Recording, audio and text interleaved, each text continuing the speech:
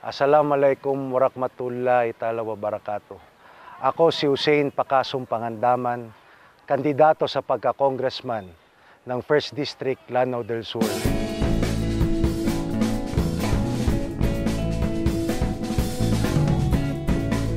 Sa akin may tulong sa akin, Hussein, it is inspired by my assignment in the Middle East. Sir kami may kalangan na wata.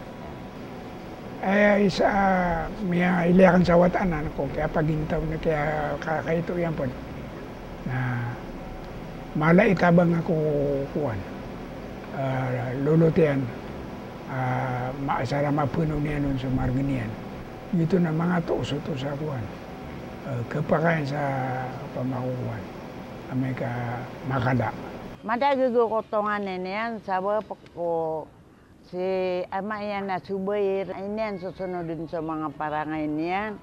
Sabi po ko, si subayir, nabela nga ginamambu ko, ama yan na Syed Abdul Rahman.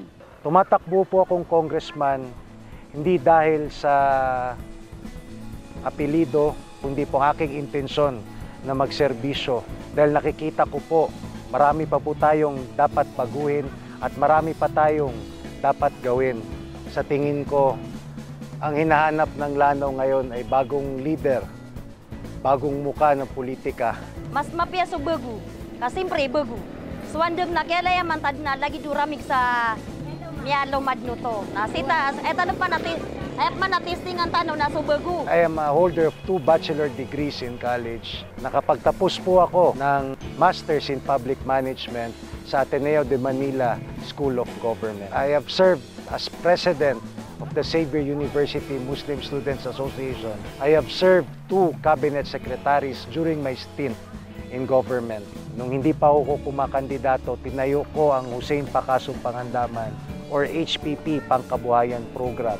Ang programang ito ay para sa mga out-of-school youths, yung mga bata na underprivileged.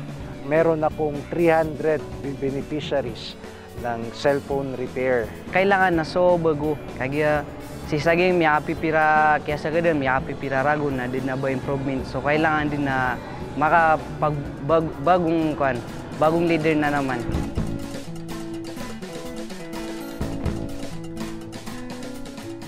Kami na mararasay udah kapanganan kan ada. Nah, so gumagandap tadi sa walay. So din nagalubog ka.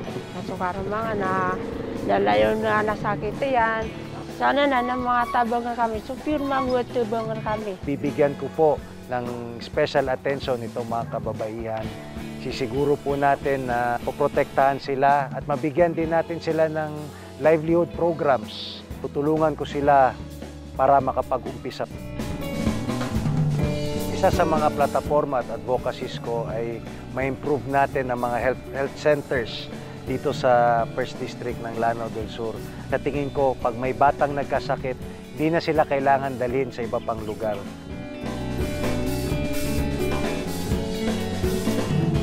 Ang irrigation system dito sa Lanao del Sur ay mahina. Up to now, we're still dependent on the communal irrigation system. Dumadami na po ang mga residents dito sa Lanao del Sur, especially sa 1st District. Kailangan natin ma-improve ang ating irrigation system. Well, isa na quality na he belongs to the young generation. So tigira na the dynamism of the youth is necessary. So lang na dapat ay paugup ko ka mga kangudan ay isuportan niya mga kangudan. Iti kabube na may mabaloy leadership sa saging kaya kawan.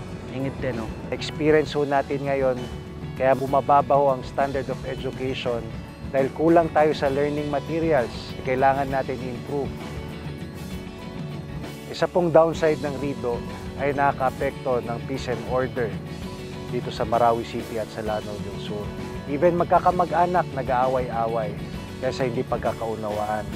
Kaya ang plataforma ko, kailangan natin itap itong mga traditional leaders. Ay importante na sibut sa Maranao. Ang importante, nakaintindi ako 101%. Tao ko sa Marawi City at tao ako sa Lanao del Sur. Sa mula pa ho sa panahon ng ating mga ninuno, Ito po ang pinagmamalaki ng mga taga Lanao del Sur, itong ating lake. Ito po ang isa sa mga pinupush ko sa aking legislative agenda na i-consider natin ang Marawi or Lanao del Sur as one of the potential tourism destinations here in the Philippines. Kung maraming turista, maraming investors. And pag maraming investors, meron tayong development. So kang giginaw, tap-tatapon. Pakaisa-isaan sa pamigiran ng Tetangisa. Sa katago sa gobyerno na pagkukubantan sa kayaman ng tunaruan. Hindi niya ni-imigulalan sa papi ano madakla daw. Kalo-kalo ba sa kaurianungan na tanong di ka paginta mga Muslim sa Pilipinas na baka pang tanong ko lang ang tama na din si Siki yun. Hussein para sa Mga luksakon nga mga pagariakan. Pamniya korkano sa boto imanto a eleksyon. Di kanup kawan ka makapsisinabutatan.